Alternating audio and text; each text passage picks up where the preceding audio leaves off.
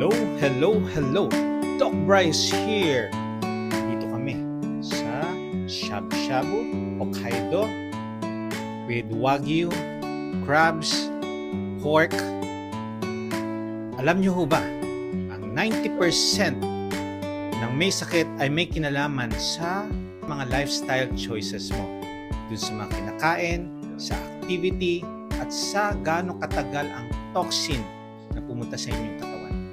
10% lang ang genetics.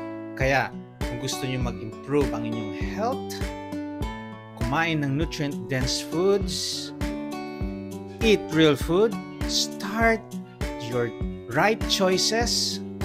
Kaya, right mindset tayo, with low-carb nutrition, fasting din tayo, and an active lifestyle, you will be the best version of yourself. Kaya, adapt na and mag-i-evolve.